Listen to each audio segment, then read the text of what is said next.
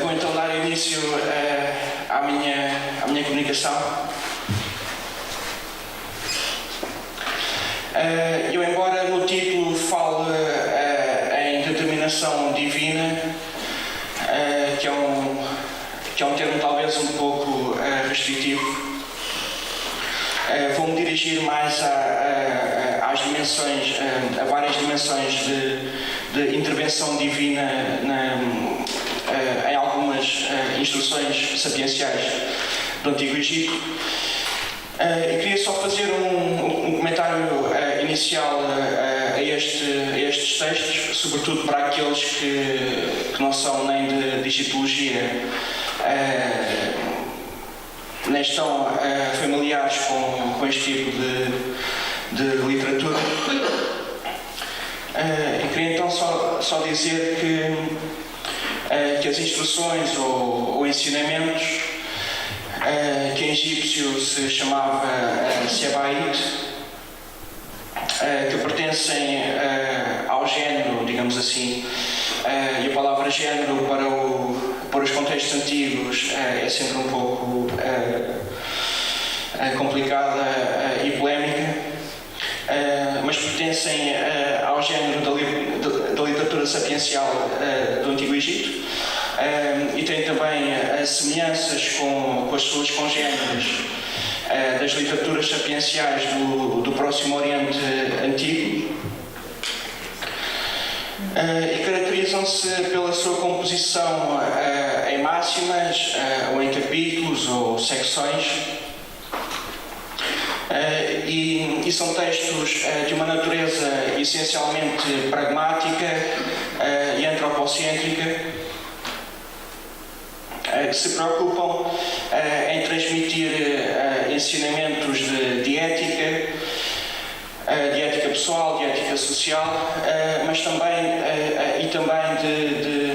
de boas conduta, de uma boa conduta profissional, como por exemplo saber escutar, que era uma forma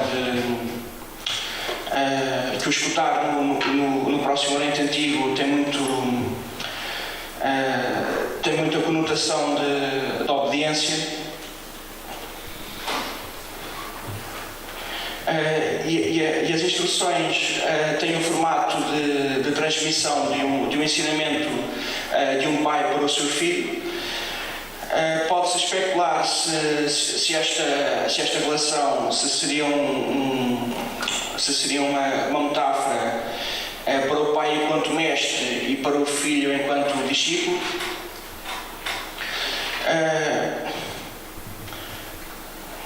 E além deste formato, sobretudo para o Império Novo, temos várias cópias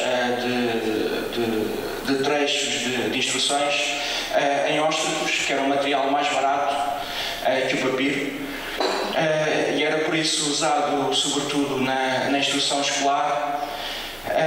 E esse uso pode sugerir que as instruções tinham de facto um uso na formação escolar. No entanto, para o Império Médio, que é o período em que surgiram estes textos, não temos este tipo de evidência. Há uns casos raríssimos, e portanto não nos é possível dizer que estas instruções foram compostas primariamente para serem usadas no treino escolar. Não obstante essa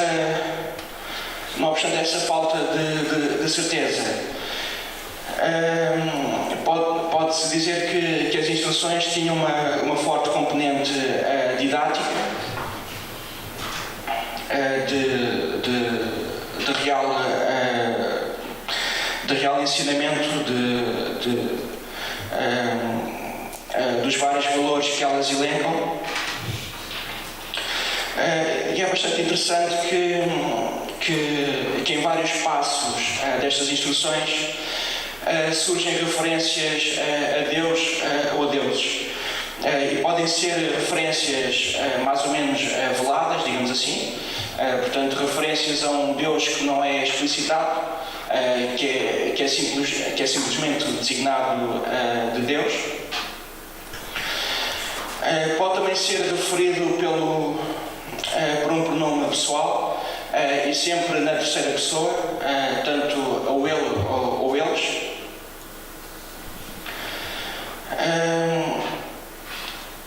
Embora haja casos, sobretudo nas instruções do Império Novo, em que já se fazem referências explícitas a um Deus específico, como no caso da instrução de Amenemop, que ele fala várias vezes de Thoth, ou então, se não mencionar Thoth pelo nome, designam pela lua, pelo babuíno, pela ibis, que eram animais e símbolos desse Deus.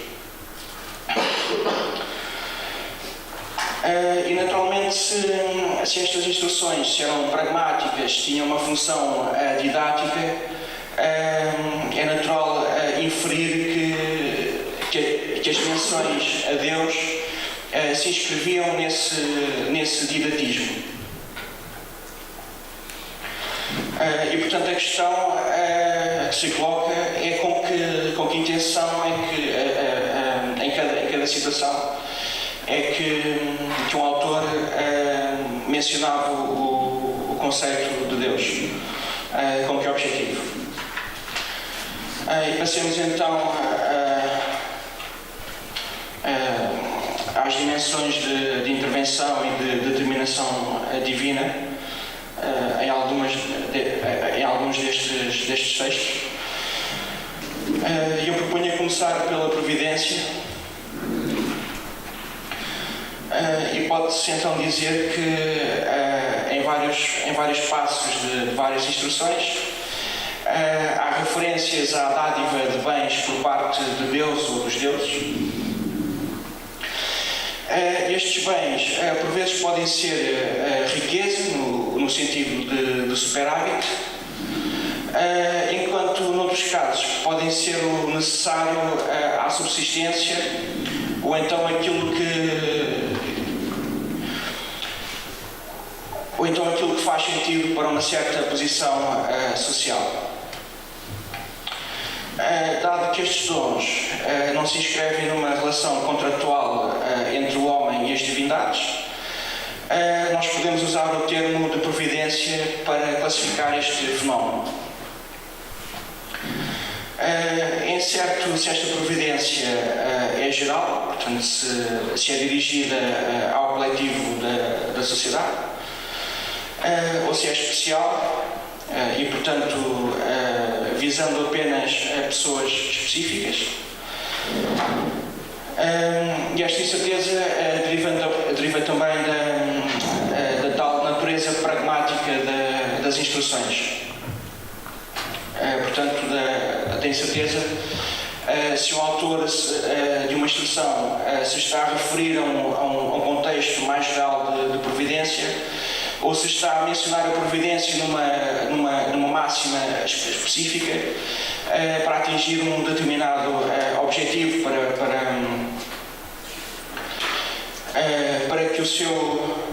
para que a sua mensagem tenha mais impacto, por exemplo.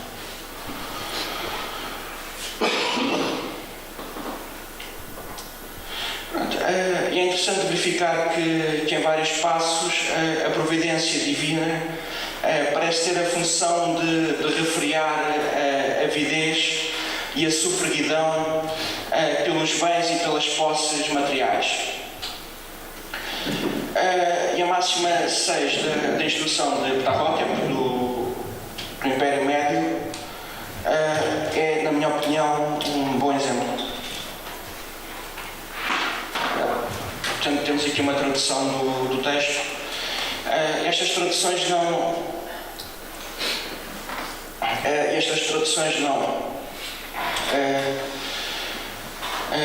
não são propriamente, não têm propriamente a estética em primeiro lugar. Eu peço desculpa aos meus colegas de mesa que não podem ver, mas eu vou ler e poderão acompanhar. Portanto, não são traduções propriamente estéticas, mas valorizam mais uma maior proximidade à fonte. E então diz-nos o autor desta máxima: não deves praticar o terror entre as pessoas. Deus castiga de modo igual. O homem diz: vou viver disso, e fica sem pão devido a uma frase. O homem diz: vou ser rico. Ele diz: vou apanhar para mim o que vir. Um homem diz: vou roubar outro. Mas acaba por dar a outro que não conhece. Eu creio que esta frase se pode referir a um caso de confisco de bens ou algo nesse sentido. E continua o autor: nunca o terror das pessoas se concretizou. O que se concretiza é o que Deus comanda. Pense então em viver no contentamento. E o que eles, talvez os deuses, os antepassados ou outros agentes, dão, vem por si.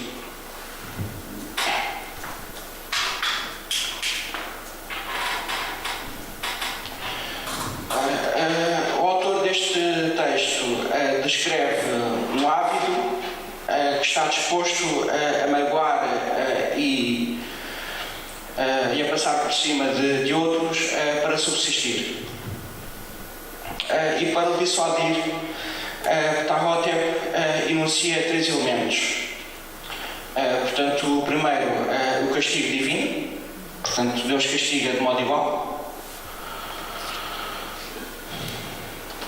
Este elemento insere-se na dinâmica da relação entre o ato e consequência. Portanto, o ato negativo corresponde a um castigo, a uma retribuição divina. Ele menciona também o determinismo divino. Portanto, nunca o terror das pessoas se concretizou, apenas aquilo que Deus ordena.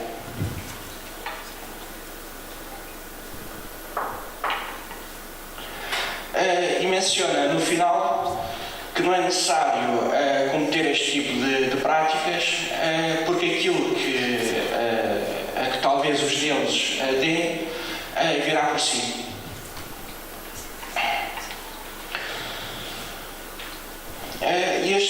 Este tipo de contentamento quietista e passivo com a providência é também evocado no capítulo 6 da instrução de Amenemop, já do período seguinte, do Império Novo,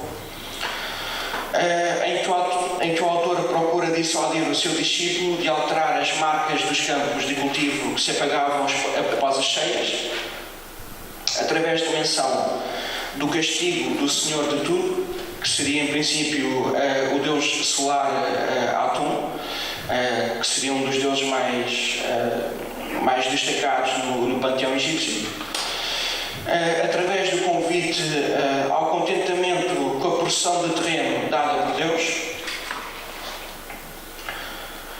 e afirma ainda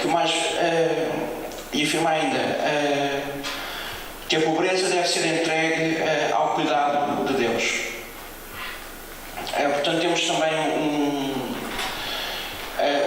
um tipo de quietismo semelhante ao que vemos aqui nesta máxima 6 de Ptahhotep.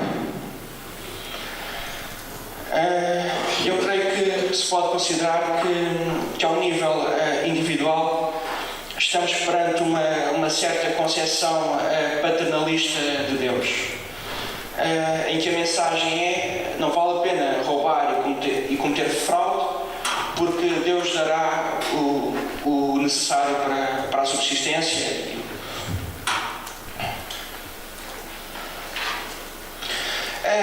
Ao nível mais geral, pode-se ainda inferir que, enquanto alguém capaz de dissuadir e acalmar a avidez, Deus teria como um dos seus papéis nas instruções sapienciais do Egito o papel de refrear impulsos humanos que são socialmente destrutivos.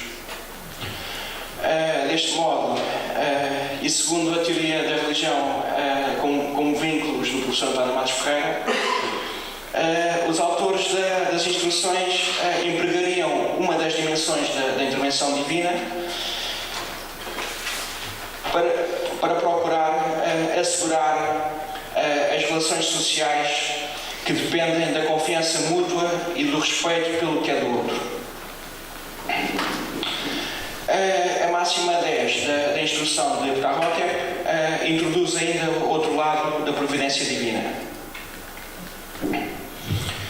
Diz o autor: se fores pobre ou fraco, dado que esta palavra Riesi significa fraco, mas neste sentido pode ter a acessão de pobre. Portanto, se fores pobre, segue o homem de excelência. Respeita-o de acordo com o que ele conseguiu. As coisas, portanto, os bens, não vêm por si. É a lei deles. Peço desculpa que eu aqui no PDF enganei. Os deuses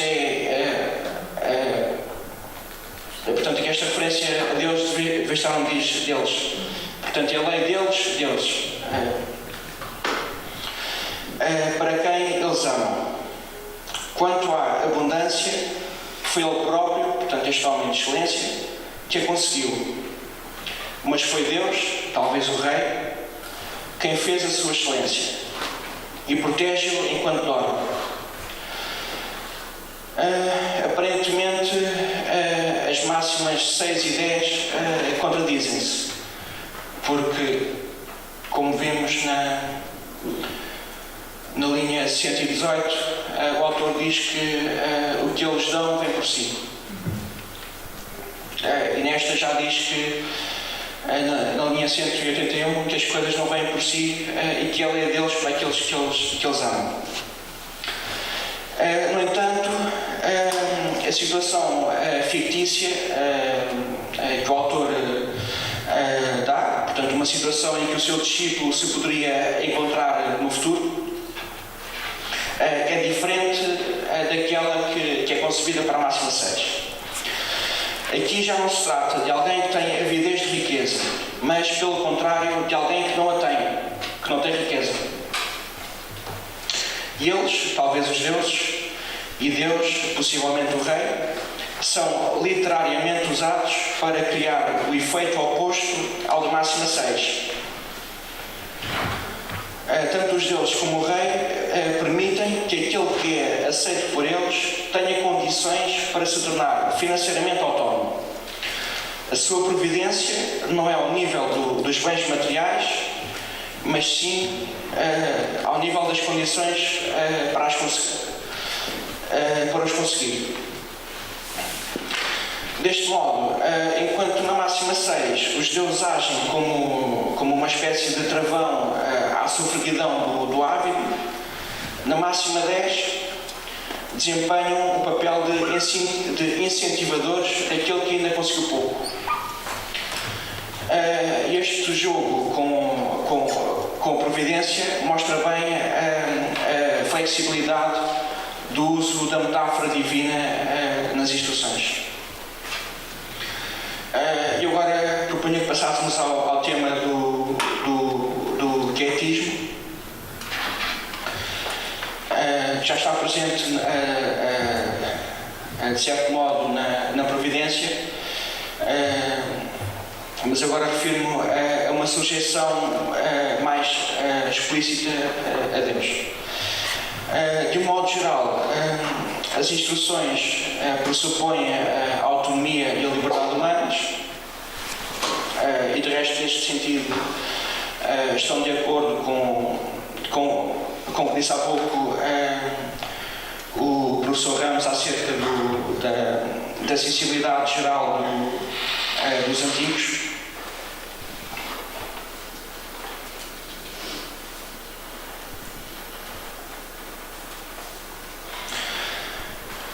E as instruções, portanto, pressupõem a autonomia, a liberdade humana, e o próprio facto de serem textos didáticos, portanto, serem textos que procuram moldar a conduta, que procuram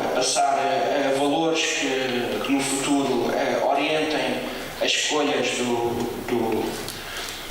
dos seus discípulos, sugere que os autores teriam a convicção de que cada um se podia autodeterminar, pelo menos até certo ponto, e de ser responsável pelas suas volições, portanto, pelas suas próprias escolhas.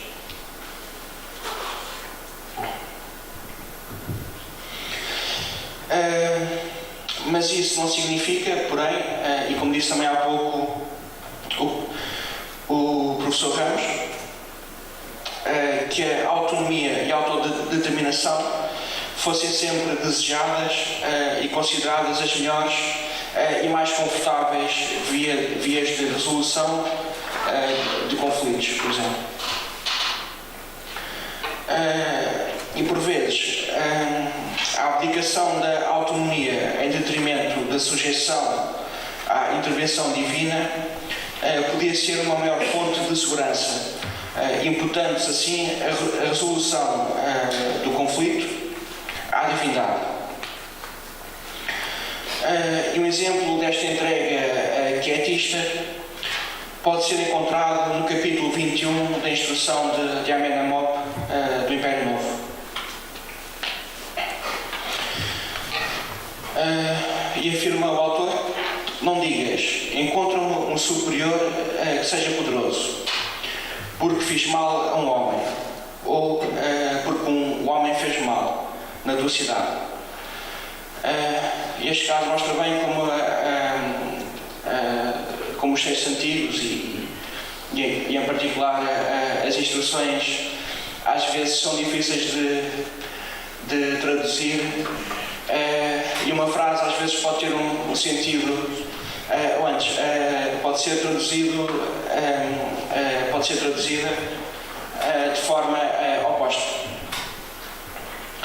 Ele continua: não digas, encontra-me um Salvador, porque fiz mal àquele que odeio, ou então, aquele que me odeia fez-me mal.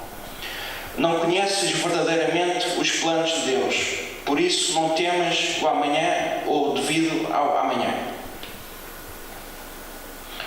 Senta-te nos braços ou nas mãos do Deus, o teu silêncio vai vencê-los.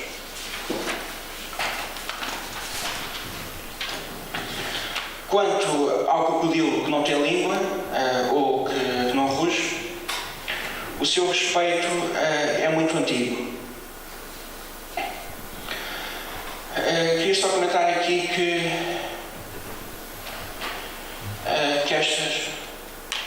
Desculpa, André, 10 minutos. 10 minutos para falar. Só 3 minutos?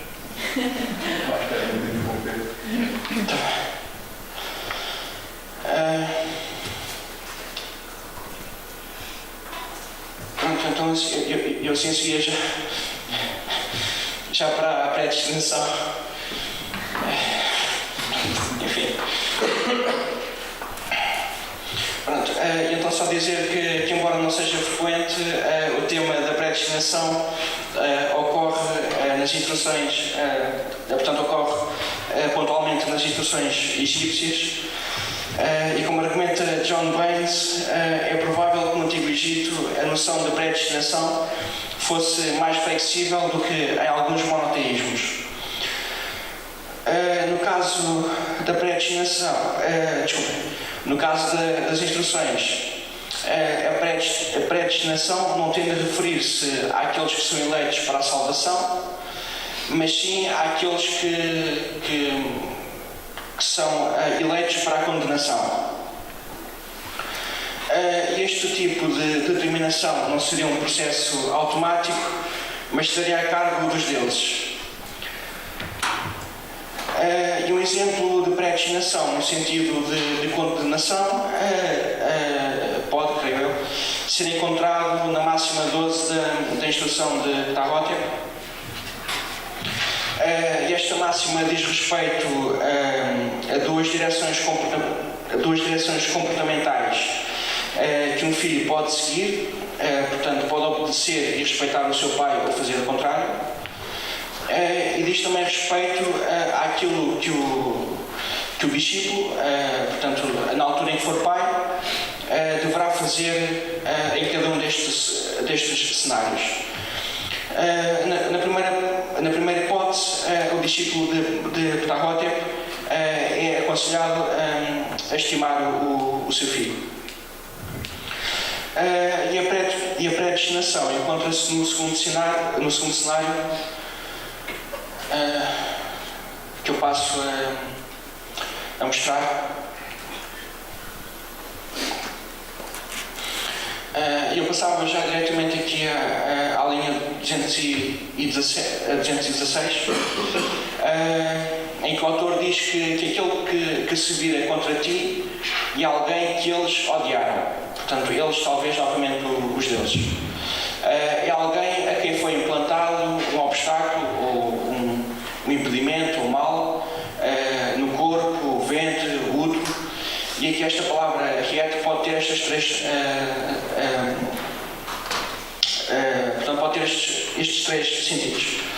Aquele que eles guiam não erra, aquele que eles deixam sem barco não consegue atravessar. E portanto o filho rebelde é alguém que foi odiado, talvez pelos deuses. É possível que o mal lhe tenha sido implantado ou no útero materno ou então já no seu próprio corpo ou ventre, sendo que esta palavra hiet nas instruções geralmente tem sentido de ventre, e ventre enquanto o sentido das paixões egocêntricas, do desejo, portanto aquilo que afasta as pessoas de relações sociais mais construtivas. Mesmo que acabar.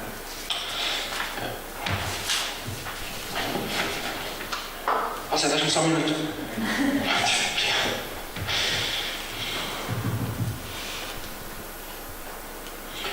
Pronto, eu queria só destacar que este tipo de referências à intervenção e à determinação divinas nas instruções, e mais especificamente a referência à possível predestinação nesta máxima, pode ter que ver com a procura de onde é que vêm certos comportamentos que são difíceis de explicar, que podem ser difíceis de compreender. Neste caso de um pai que tem um filho desviante, que não faz o que ele diz, que se vira contra ele, e portanto pode ter um efeito de explicar este tipo de comportamentos, e não só explicá-los, neste caso de acalmar o pai no sentido de que a culpa não foi dele enquanto pai, mas sim dos deuses que o selecionaram para ser desta forma. E por outro lado, este tipo de referências não deixam estes comportamentos entregues ao caos, mas sim são imputados aos deuses, o que, como dizia mais uma vez o professor Ramos, é uma fonte de segurança.